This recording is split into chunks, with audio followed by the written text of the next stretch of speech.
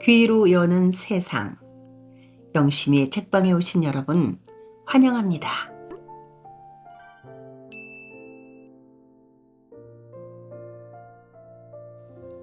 오늘 우리는 문순태 작가님의 도리화가 8편을 함께하고 있습니다. 지난 7편에서 권삼득 명창을 만나 중고제니, 반두름제니, 부침세 등이니 하는 판소리 창법의 기교에 대한 이야기를 서로 나누며 명창으로 득음하는 것도 중요하지만 학식 있는 문사가 제대로 된 창본을 정리하는 것도 값이 있는 일이라는 권삼득 명창의 말을 듣게 됩니다. 신재유 선생은 여기서 무슨 생각을 굳히게 될까요? 도리화가 문순태.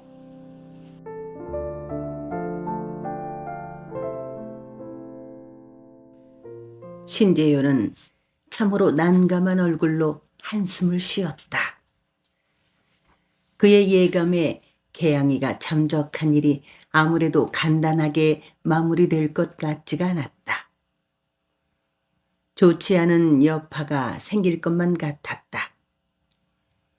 허초 씨가 신재효 자신이 개양이를 빼돌렸다고 믿는다면 결코 간단한 문제가 아닌 것이었다. 정말 나는 모르는 일이오. 내가 그 아이를 뭐 때문에 빼돌린단 말이오? 내가 그 아이를 정인이라도 삼으려고 빼돌린단 말이오? 아이고, 수치스러워라. 신재효는 통탄해가며 기생청 문을 박차고 나와버렸다.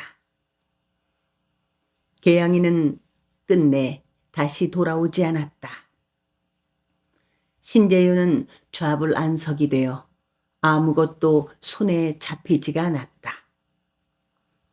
철없는 나이에 가진 것도 없이 여자 혼자 몸으로 어떻게 살아갈지 걱정되었다. 따지고 보면 개양이가 종적을 감춘 것이 신재효 자신 때문이 아닌가. 그러기에 더욱 마음이 아팠으나 달리 도리가 없었다. 어디 가서 개양이를 찾을 것이며 설사 찾는다 해도 기생 어머니 말에 따르지 않겠다고 할 것이 분명한 터라 억지로 고창으로 끌고 올 수도 없는 일이 아닌가. 여행에서 돌아온 신재효는 며칠 동안 두문불출하고 집안에만 들어앉아 있었다. 그는 아버지로부터 개양이 문제로 불효령이 떨어지기만을 기다리며 마음 졸이고 있었다.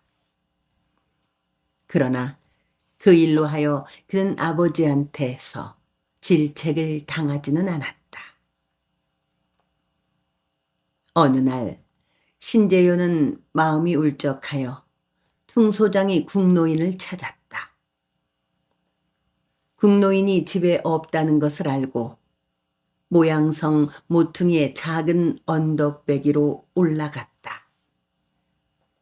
요즘막 국노인은 해질 무렵이면 모양성 뒤쪽 모퉁이 노송이 듬성듬성 서 있는 그 언덕배기에 올라 서쪽으로 지는 해를 하염없이 바라보면서 퉁소가락으로 고적함을 달래는 버릇이 있었다.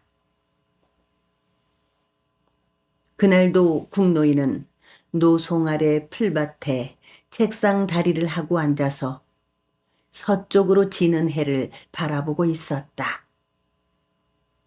국노인은 신재효가 성 모퉁이를 돌아오는 것을 보고 퉁소를 꺼내 입술에 댔다. 애원처절한 퉁소가락이 석양 무렵의 잔조로운 바람에 실려 하늘 끝으로 퍼져 올라갔다. 찬바람이 해로울 텐디 또 여기에 와 계십니까요? 신재효는 국노인 가까이 다가가서 퉁소가락이 멎기를 기다렸다가 옆에 앉으며 말했다.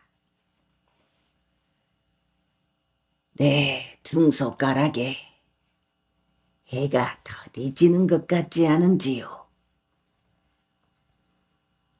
국노인이 퉁소를 손에 쥐고 자줏빛으로 붉게 타오르는 서쪽 하늘을 바라보며 혼잣말처럼 중얼거렸다.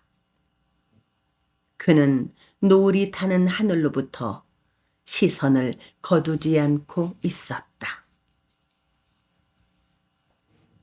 허면 노인정의 퉁소 소리가 지는 해를 붙드는 신통력이라도 있다는 말씀이요.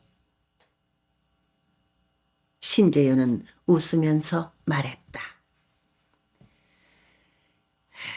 젊었을 적에는 내가 퉁소를 불면 동편에서 떠오르던 아침 해가 퉁소가락에 취해서 잠시 주춤거리는 것만 같았고 서산에 지는 해는 쏜살같이 떨어지는 것만 같더니 시방은 해는 화살처럼 떠오르고 지는 해는 한사코 미적거리며 떨어지는 것을 아쉬워하는 것만 같다니까요. 아매도 서산에 지는 해가 지 마음을 알고 있는 모양이지요. 그렇게 말하고 나서 국노인은 다시 퉁소를 입에 대고 느린 가락을 뽑아 올렸다. 그러나 서편 하늘에 붉게 타오르던 석양을 그림자처럼 남겨둔 채 해는 서서히 자취를 감추고 말았다. 서산의 해가 떨어지는 순간 국노인의 퉁소가락은 숨가쁘게 빨라졌다. 이내 목숨을 거두듯 뚝 그치고 말았다. 국노인은 퉁소를 손에 든 채 노을이 사라지고 어둠이 밀려들 때까지 혼이 빠진 사람처럼 앉아있기만 하였다. 인제 내 퉁소 소리는 힘이 빠지고 말았구만요. 내가 아무리 기를 모아서 퉁소를 불어대도 지는 해는 내 퉁소가락에 잠시도 귀를 기울여 주지 않는구만요. 그러면서 국노인은 허공을 밟듯 비척거리고 일어섰다. 신재효는 국노인이 얼마 더 살지 못하리라는 것을 짐작하고 이제는 그만 그의 고향으로 돌려보내줘야겠다고 생각했다. 그를 더 이상 옆에 붙잡아 둔다는 것은 죄악일지도 모른다는 생각이 들었다. 노인장, 아직도 고향으로 돌아가고 싶은 마음이 간절한지요? 언덕배기를 내려오면서 신재효가 넌지시 국노인에게 물었다. 이제는 고향에 돌아가서 죽고 싶은 기력마저 없다오. 그럴 기력이 남았다면은 퉁소라도 한 가락 더 불고 싶을 뿐이요.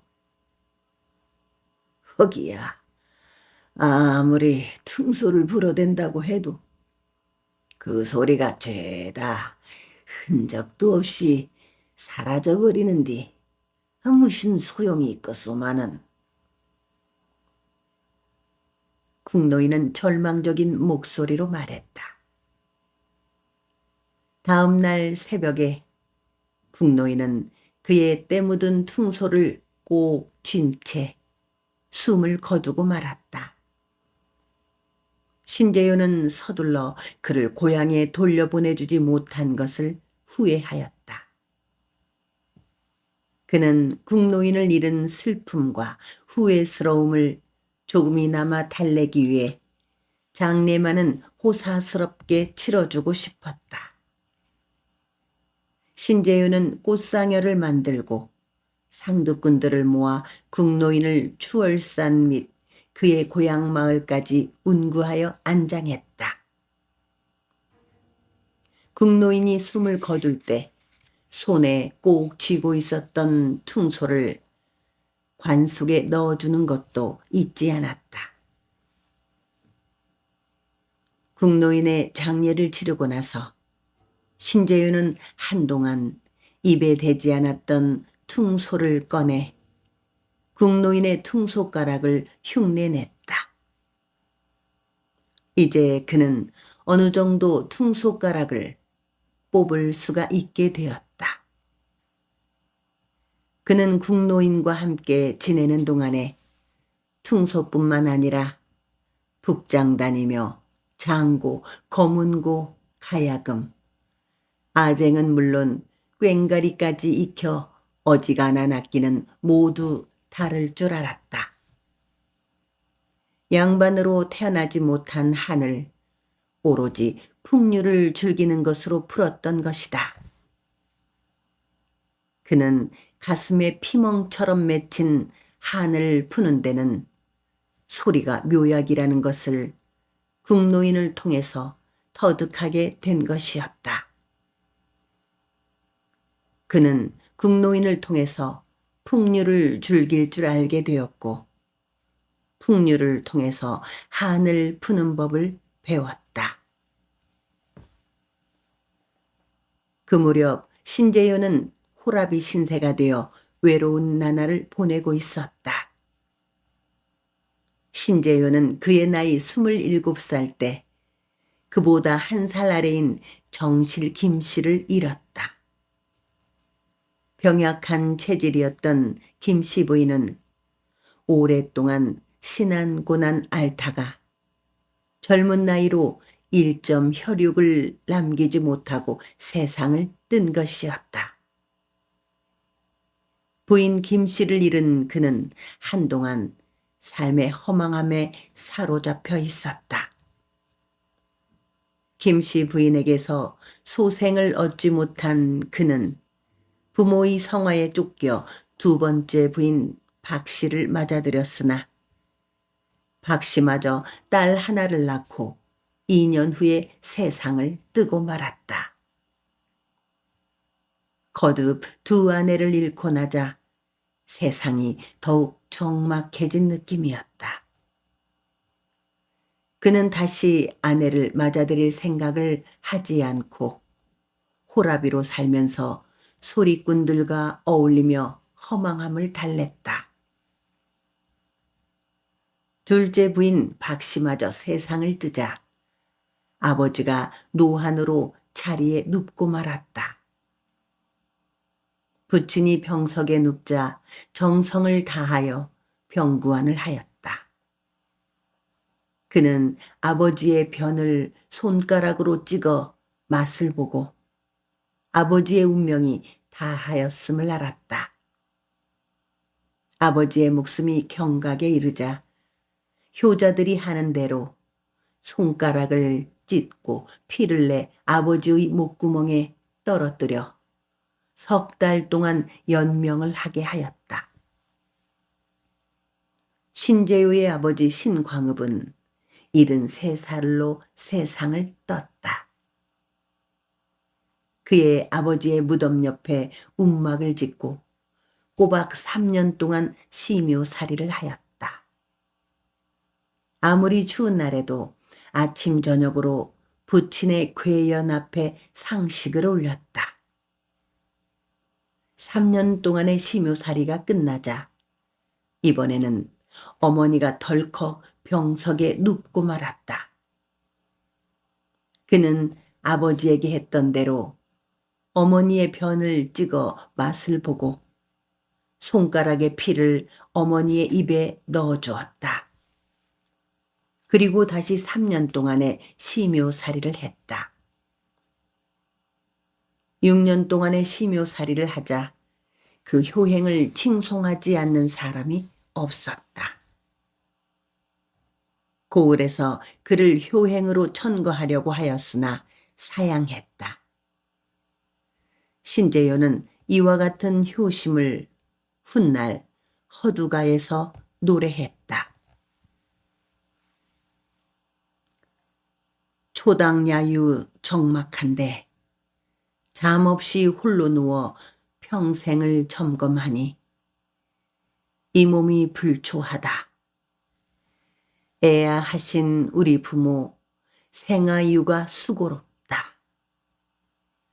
그로 지은 생각하니 장천이 가히 없고 생육지공 세알이니 대지도 지음 없다. 추초 거습 길러내니 무사문에 같았던 고 삼색지양 하였던가 오마지영 되었던가 무지한 가마귀는 비금중 미물이나 공임 저문 날에 반포가 다정하니 가인이 불여조가 날로 두고 이름이라.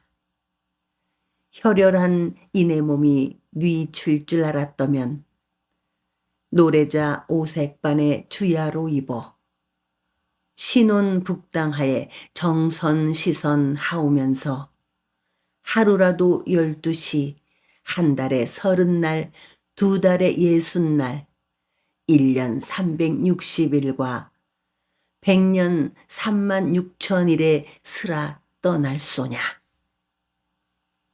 구학의 철연수를 어린 뜻이 굳이 믿고 상유의 저문 날을 채승으로 매여둔가. 내 마음 즐거움이 후일 서름 잊었구나.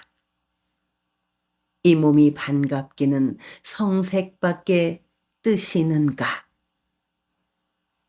지혜는 미성하고 호방을 일삼으니 시주 풍류 목고지의 간 곳마다 낭자하니 사과는 탕지하고 서녀는 상기로다.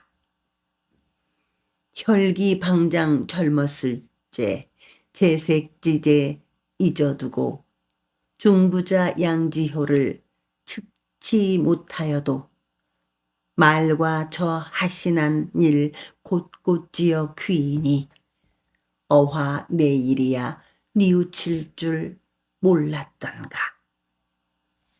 숙수의 공양홈이 성의를 못다하여 고당 세월 쉬가니 기다리시 안하시네. 서산에 지는 해는 이밀의 눈물이요. 나무 끝에 부는 바람 고어의 통곡이라. 상노의 느끼움이 구천에 사무친 듯 속절없는 피눈물이 유기편에 젖었으니 자생 어느 곳에 이 한을 하소할까.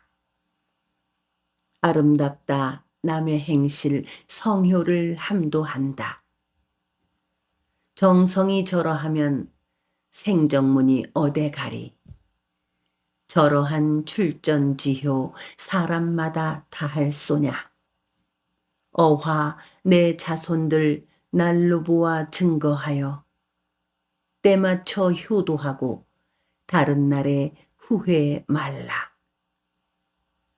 내 일찍이 못한 일을 너에게 바랄 소냐. 아마도 천지간 불효는 나뿐인가 하노매라. 신재효는 부모의 변을 찍어 맛을 보고 단지 효행을 다하고 6년 동안의 심요살이를 하였음에도 이렇듯 자신의 불효를 자탄한 것이었다. 신재효의 나이 40이 되었다. 의식지게 하노라고 불피 풍우 40년에 검은 털이 희었으니 라고 노래한 것처럼 그는 이제 어느덧 머리가 희어지기 시작했다.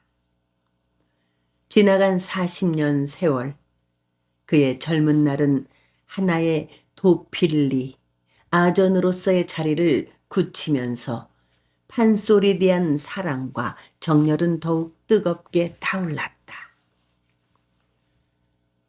사나이로 조선에 생겨 장상댁에 못 생기고 활잘수와 평통할까? 글 잘한다 과거할까? 이렇듯 신재윤은 입신양명을 포기하고 오로지 소리꾼들과 어울리고 그들의 소리를 사랑하는 것만으로 살아가는 즐거움을 누리려고 하였다. 주위에서 다시 부인을 맞으라고 했으나 재취를 마다하고 딸 하나에만 정을 쏟고 의지하며 살았다. 40이 넘어서야 21살 아래의 젊은 김씨를 세 번째 부인으로 맞았다. 김씨 부인을 맞아 아들 하나와 딸 셋을 낳은 뒤부터 사는 보람을 다시 찾기 시작했다. 그는 42살에 이방이 되었다. 그가 이방의 자리에 발탁된 것은 아버지 때부터 쌓아온 공과 그 자신이 헌종 11년에 화주가 되어 형방청을 중창하는 듯 크고 작은 공적의 탓도 있었겠지만 그만큼 고창고을 안에서 덕망을 얻었기 때문이었다. 셋째 부인을 얻고 나서부터는 재산 모으는 것에 마음을 쏟았다. 아버지 대에 경주인과 관약방을 하여 500석의 부를 누린 것을 기반으로 하여 재산은 해를 거듭할수록 불어났다. 그는 치산에 남다른 재주가 있었다. 그는 생활하는 데 있어서 근검절약을 신조로 삼았다. 그의 치산가에 근검절약했던 생활 철학이 일면이 잘 나타나 있다. 이보 소년들아, 기한 노인 웃지 마소. 젊어서 방탕하면 이러하지 면할 소냐. 70이 당한 후에 세상을 찌다르니 기력이 쇠진하면 무슨 일을 성사하랴. 내 형상 자세 보아 헛도이 노지 마소. 부지런코 건박하면 가장김을 절로 있네.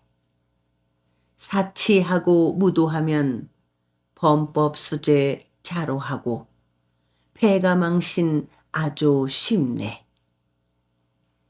치산가한 곡조를 범연히 듣지 마소. 창업하기 어렵건과 수성하기 더 어렵네. 어렵다고 마지 마소. 쉬운 것이 집에 있네. 부산 임야하여 터도 장을 널리하여 줄줄이 과목 심어 돈진 사람 오게 하소. 고물고물 채소 놓아 반찬값을 내지 말며 꾸지 상목 치려하여 일시 잠농 힘써 하소. 군가의 반면 정사 잔돈푼이 더 어렵네. 세간 미천 생각하니 농사밖에 또 있는가. 마무르고 높은 논도 걸음하면 곡식되네. 오줌똥이 밥이 되고 밥이 도로 똥이 되니 그리할 줄 모르고서 이내 몸에 있는 걸음 오줌똥을 한데 보면 옷과 밥이 어디서 날고 특간에 등을 달면 그 안이 부술인가. 남의 벼슬 묶어나면 농사 장원할 것이요. 온갖 곡식 추수하여 종자를 깊이 넣고 건부저기 훗지 말고 그 땅에 가게하소 경종을 실시 말고 운초를 자로하면 오곡이 번성하고 백곡이 쓰러지되 남의 북이 불어정승 생각하고 내 집이 가난하면 어진난에 생각하소. 내 집 갓에 흥망시키는 모두 다 처공이라. 순한 것이 복이 되고 악한 것이 희망이라. 일하는 채 말 잘하면 친척 불화뿐이로다. 쓸데없는 사설 말고 길쌈하기 명심하소.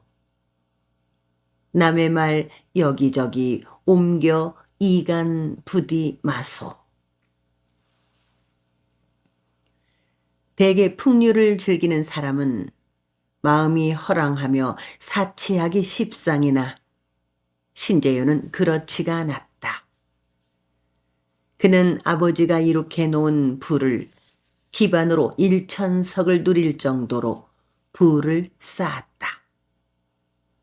부자가 된 만큼 가난한 사람들에게 인정을 베풀었다.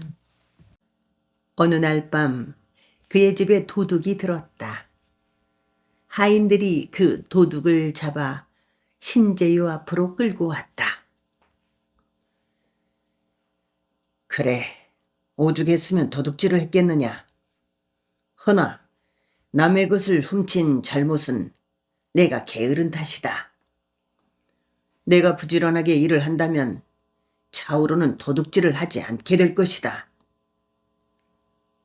그는 도둑에게 좋은 말로 타이르며 돈 100냥을 주고 그 돈을 미천 삼아 도둑을 면하라고 돌려보냈다. 신재유의 말에 눈물을 흘리며 감동한 도둑은 그 길로 집에 돌아가서 그가 훔쳤던 돈과 폐물들을 가지고 찾아와 용서를 빌었다. 신재유는 폐물만을 돌려받고 돈은 도둑에게 모두 주었다. 후에 그 도둑은 열심히 농사를 지으며 열심히 살았다. 병자년 큰 흉년 때의 일이었다. 많은 사람들이 끓일 곡식이 없어 굶어 죽게 되었다. 신재효는 곡간을 열고 굶주리는 사람들에게 구휼미를 내주었다. 누구에게나 그저 곡식을 나누어 주는 것이 아니라 무엇이라도 한 가지씩 가지고 오는 사람들에게만 구휼미를 주었다. 구휼미를 얻으러 온 사람들은 저마다 한 가지씩 보자기에 싸가지고 와서 내놓았다. 신재효는 비록 그들이 헌 미투리를 가져온다 해도 그대로 받고 그 대가로 구휼미를 똑같이 나누어 준 것이다. 아버님, 저 사람들이 무엇을 가져왔는지 보자기를 끌어보시지요. 보자기 안에 물건을 보시고 그 물건의 값에 따라서 곡식을 나눠줘야 하지 않겠습니까? 옆에 있던 아들 석경이 보자기를 끌어보자고 하였으나 신재효는 오히려 그러는 아들을 나무랐다. 저 보자기 안에 무엇이 들었거나 상관하지 말아라. 귀한 것은 마음이니라. 하찮은 것이라고 물리친다면 그것은 구휼이 아니니라. 내가 무엇이거나 물건을 한 가지씩 가져오라고 한 것은 저들을 구걸자로 빚쟁이로 만들지 않기 위해서이다. 저들은 우리 집에서 곡식을 그저 얻어가는 것이 아니고 이 물건과 바꾸어가는 것이니라. 이런 적선으로 하여 신재효는 인근 사람들로부터 아낌없는 칭송을 받았다. 신재효는 가난한 사람을 사랑했고 천한 사람이라고 해서 업신여기지 않았다. 어느 날 친구와 함께 길을 걷고 있었다. 길을 가다가 비를 만나게 되어 삿갓장이한테 삿갓을 사면서 깍듯이 존댓말로 대우를 해주자 동행하던 친구가 이상히 여기고 신재유를 힐착했다. 당시에는 삿갓장이는 천대하고 갓받치는 우대하였다. 똥니 이 사람아, 자네는 어찌하여 천한 삿갓장이한테 존댓말을 쓰는가? 창피해서 어찌 자네하고 동행을 하겠는가? 동행하던 친구도 같은 서리로 양반은 아니었다. 머리에 쓰는 갓을 만드는 사람은 천대하고 발에 신을 만드는 사람을 존대하는 것은 예에 맞지 않네. 신재요의 말에 그의 친구는 오히려 부끄러워했다. 그의 고매한 덕망은 전라도 안동뿐만 아니라 멀리 서울에까지도 알려졌다. 훗날 이야기이긴 하지만 어윤중은 고창에 내려와 신재효를 만나보고는 그의 인격에 크게 감동하여 고창 골에 참으로 큰 옥이 묻혀 있다고 했다. 어윤중은 신재효보다 36살이나 아래였다. 고종 8년에 문과에 급제하여 승지, 참판을 지내고 박정양 등과 함께 일본에 건너가 물물 제도를 살피고 돌아와 서북경 낙사로 청국과 러시아의 국경을 정하는 데 노력했으며 동학혁명 때는 선무사가 되기도 했던 사람이었다. 어윤중은 젊었을 때 암행어사가 되어 전라도를 두루 돌아다니던 중에 가는 곳마다 신재요의 고명함을 들었다. 어윤중은 대관절 신재요가 어떤 인물이기에 이렇듯 이름이 널리 알려져 있을까 하여 그를 시험해 보고자 고창까지 왔다. 어윤중은 마패를 보찜 속에 넣어 신재유한테 맡기며 잘 좀 보관했다가 떠날 때 돌려달라 고 부탁했다. 신재유는 빈 궤 하나를 깨끗이 닦아내 놓으며 어사또께서 직접 이 궤 안에 넣으시지요 하면서 아예 보찜에 손을 대려고도 하지 않았다. 이 보찜은 내 헌옷까지 뿐이요. 헌데 왜 번거롭게 내 손으로 직접 넣으라고 하시오? 아닙니다. 어사또의 물건에 어찌 손을 댈 수가 있겠습니까? 어서 사또께서 직접 넣으시지요. 어윤중은 하는 수 없이 자기 손으로 직접 보퉁이를 궤 안에 넣었다. 그러자 신재요는 자물쇠로 잠근 후에 열쇠를 어윤중에게 넘겨주면서 어느 때든지 어사또께서 필요하실 때 자물쇠를 열고 가져가십시오 하였다. 어윤중이 열쇠를 신재요에게 맡기려고 하였으나 어사또의 보따리가 이 안에 들어있으니 이 궤도 열쇠도 어사또의 것이옵니다 하면서 끝까지 신재효는 열쇠를 받지 않았다.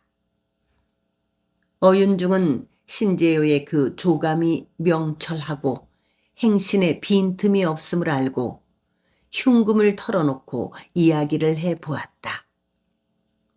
비록 신재효가 아전이기는 했으나 도량이 넓고 박식함에 놀랐다. 그리고 서울에 올라간 어윤중은 만나는 사람마다에게 고창고을의 신재요 이야기를 하였다. 그 무렵 판서로 있던 홍순용도 신재위의 높은 학식과 멋진 풍류, 깊은 도량에 심취하여 가깝게 사귀었다.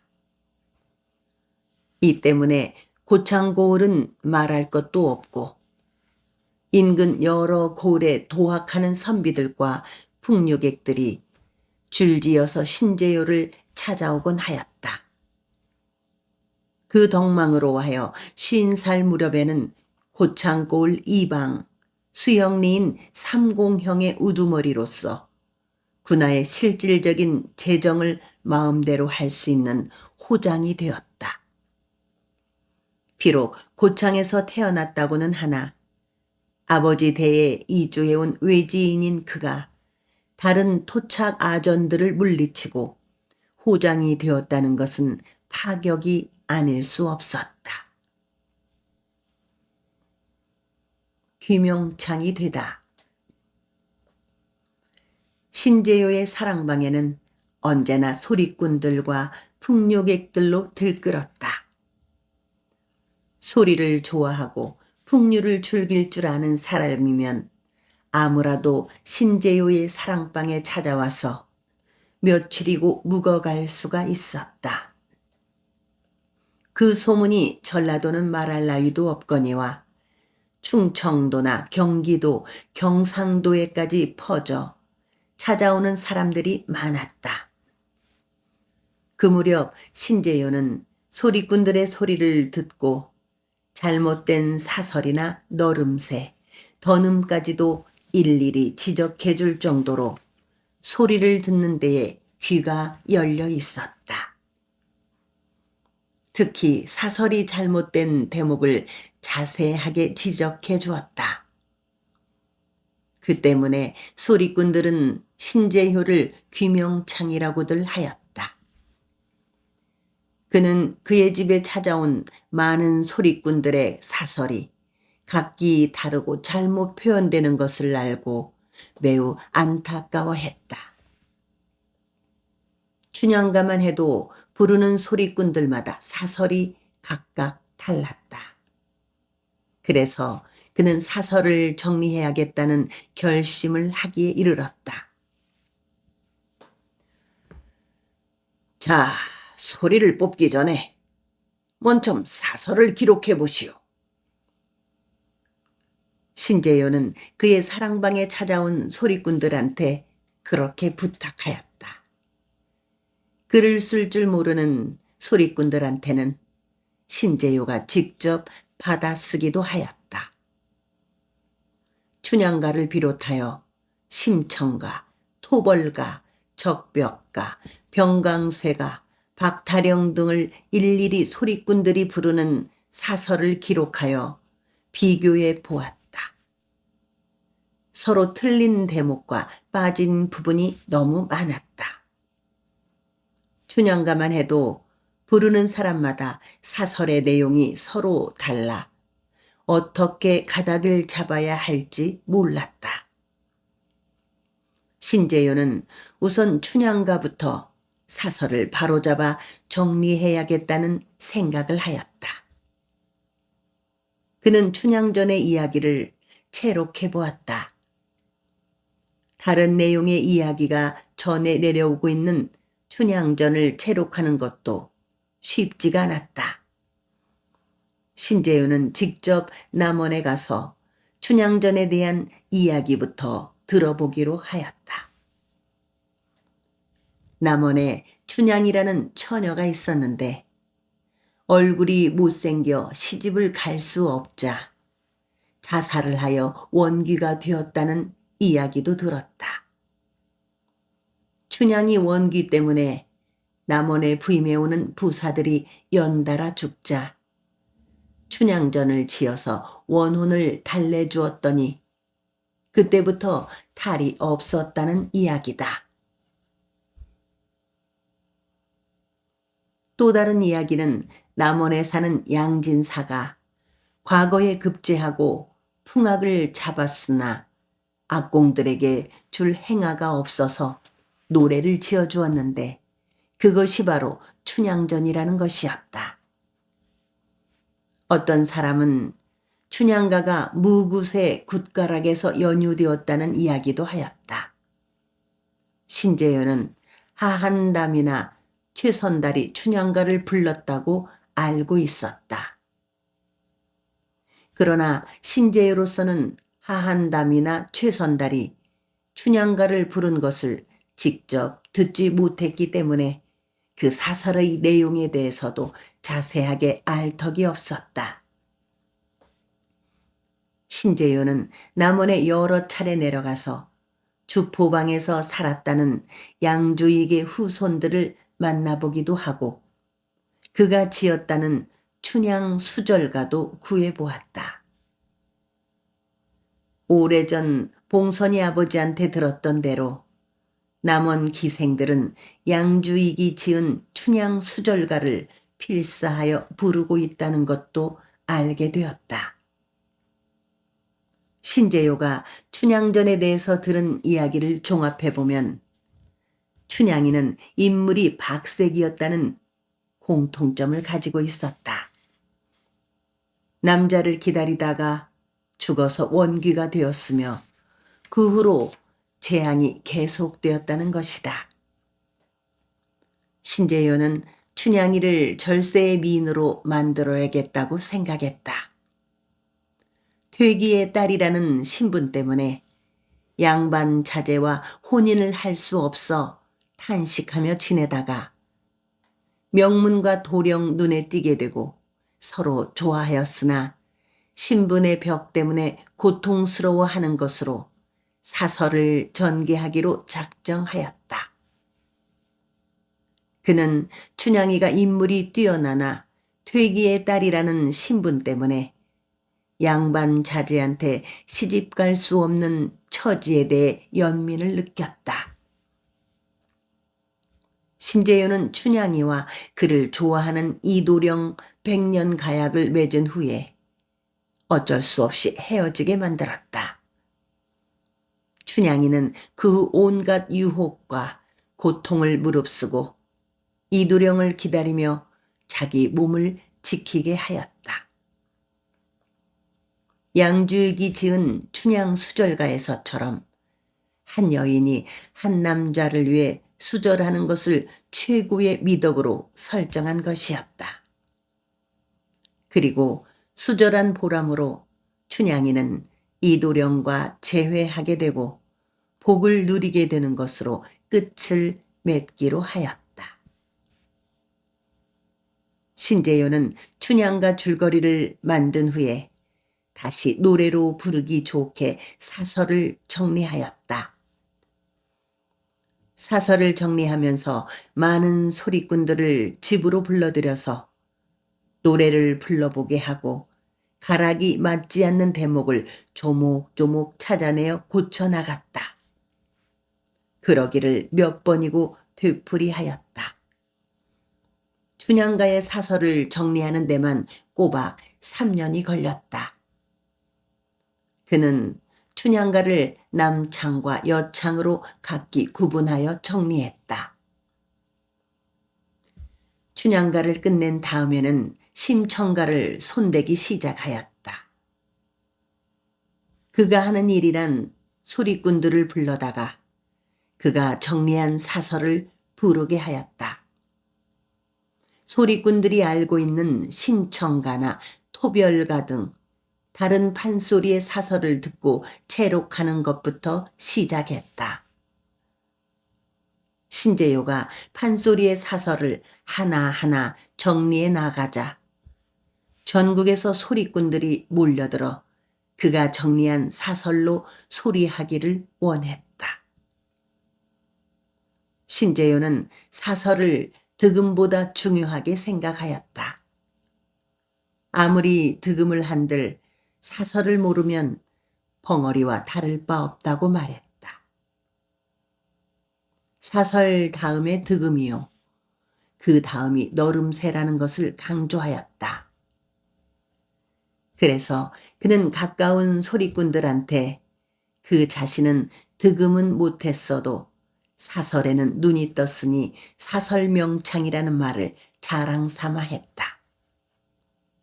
그래서 소리꾼들도 신재유를 귀명창의 사설명창이라고들 불렀다. 그때부터 그의 12칸 주랭낭에는 기녀와 창부들이 줄을 지어 찾아들었다. 신재유는 이미 3,000평의 넓은 땅에 그의 호를 딴 독리정사를 지어놓고 풍류객들이나 기녀, 창부들과 함께 어울렸다. 시냇물을 울란으로 끌어들여 연못도 만들었다. 땅 위에 높은 집을 짓고 한쪽은 방을 만들고 물 위의 것은 정자를 겸한 마룻방으로 썼다. 정자 아래로는 물이 흐르게 하였고 남은 땅에는 정원을 꾸몄다. 또 대문에서 정자까지에는 화류목을 심고 포도나무 덩굴로 시렁을 만들어 누구나 허리를 구부려야만 정자로 들어올 수 있게 하였다. 아무리 지체가 높은 양반이라고 해도 그를 만나러 오는 사람이면 누구나 허리를 구부리게 한 것이었다. 그것은 비록 그가 중인 계급이기는 했으나 으스대는 양반들에 대한 오기스러운 마음 때문이었는지도 모른다. 대문에서부터 뜰을 가로질러 독리정사 신재요의 방문 앞에 이르기까지 시렁을 만들어 놓은 포도나무 덩굴 때문에 시비가 있었다. 아무리 지체가 높은 양반들이라 해도 독리정사에 와서 소리를 듣자면 포도나무 덩굴 때문에 대문에서부터 허리를 구부리고 들어와야만 했기 때문이다. 양반들로서는 중인의 집안에 들어서면서 허리를 구부린다는 것은 생각할 수도 없는 일이었다. 한 번은 석정리에 사는 오진사라는 풍류를 즐기는 양반이 독리정사에 머물고 있는 박만순의 소리를 듣고 싶어 그의 사랑으로 초대를 하였다. 박만순은 밤길을 걷다가 다리를 다쳤다는 핑계로 오진사의 초대에 응하지 않았다. 박만순과 신재효가 1년 전 오진사의 생일날 초대를 받아 독리정사의 소리꾼들과 함께 가서 목청껏 소리를 해주고도 행하 한 푼 받지 못하고 돌아온 일이 있었던 터라 박만순은 오진사의 말만 들어도 고개를 살레살레 흔들어댔다. 신재효는 오진산의 집사한테 정이 소리를 듣고 싶으면 독리정사로 찾아오라고 일렀다. 집사의 전갈에 오진사는 괘씸한 마음에 당장 박만순을 불러 요절을 내고 싶었으나 워낙 그의 옥중가를 듣고 싶었는지라 하는 수 없이 독리정사를 찾아가기로 하였다.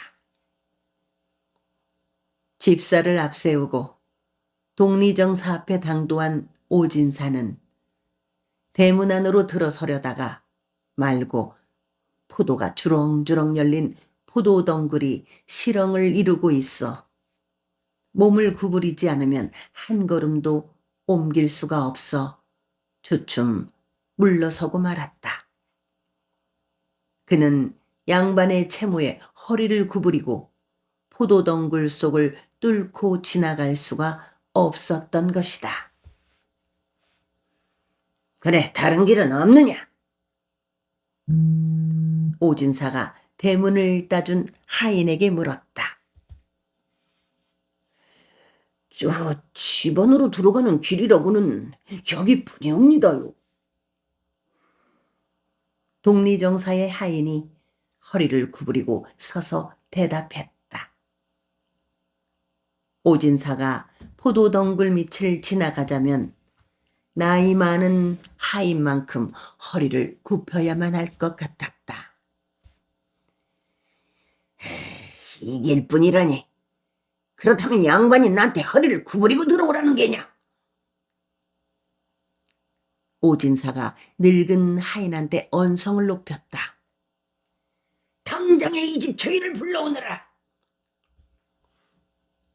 오진사가 다시 소리치자 늙은 하인은 겁먹은 얼굴로 독리정사 안으로 들어갔으며 그로부터 한참 후에야 신재요가 허리를 구부린 채 모습을 나타냈다. 아니, 진사 어르신께서 들어오시지 않고 5인1로 대문 밖에 이러고 계시옵니까? 신재요는 오진사가 독리정사 안으로 들어서지 못하고 있는 속내를 빤히 들여다보고 있으면서도 짐짓 모르는 척 딴청을 부렸다. 몰라서 묻는 겐가? 오진사는 여전히 화가 난 목소리였다. 네, 소인은 어르신께서 저녁에 나오실 줄 알고 미처 대문 밖에 나와 영접을 하지 못했사옵니다. 널리 굽어 살펴주십시오. 신재요는 여전히 딴청만 부리고 있었다. 아니, 양반이 내가 허리를 구부리고 들어가란 말인가? 오진사가 신재요를 꾸짖듯 내질렀다. 네. 이 포도넝쿨 때문에 그러시는구만요. 그렇게 말하면서 신재요는 한참 동안 고개를 쳐들고 오진사를 바라보았다. 이 포도나무를 당장에 베어 없애게. 그러기 전에는 안으로 들어갈 수가 없네. 진사얼은 포도나무를 베어 없애다니요. 이 포도나무가 무슨 죄가 있다고 그러십니까요? 내 말대로 하지 못하겠다는 건가? 하오시면 진사얼은 지금 박만순이가 다리를 다쳐서 의원한테 업혀갔으니께 그가 돌아올 때까지 여기서 기다리시지요. 신재요는 거짓말을 했다. 박만수는 분명 집안에 있었다. 신재요의 말에 오진사의 안색이 순식간에 변했다. 문 밖에서? 박만순이가 돌아올 때까지 기다리라고? 그럴 밖에요. 여기 계시다가 박만순이가 돌아오거든 소리를 듣고 가시지요. 신재요는 능갈치게 야릇한 웃음까지 흘리며 말했다. 이 양반을 능멸하다니. 오진사는 버릇처럼 코끝을 실룩거리고 두 손을 부르르 떨었다. 진사 어르신도 원, 감히 소인 같은 중인배가 어찌 양반님네를 능멸한다고 억지를 부리십니까요? 아무리 생각해도 소인은 이 잘못은 없구만요. 그렇다고 포도나무한테 죄가 있는 것도 아니고요. 이런 괘씸한 놈. 아이고, 고정하시지요. 하기야 방도가 있기는 합니다만 포도나무를 베어 없애지 않고도 진사 어르신께서 안으로 드실 수가 있습니다요. 그러나 오진사는 여전히 눈심지를 빳빳하게 세워 신재요를 쏘아보고만 있었다. 포도나무 밑에다 멍석을 깔도록 하겠구만요. 그러시면... 신재요는 상반신을 굽적이며 말했다.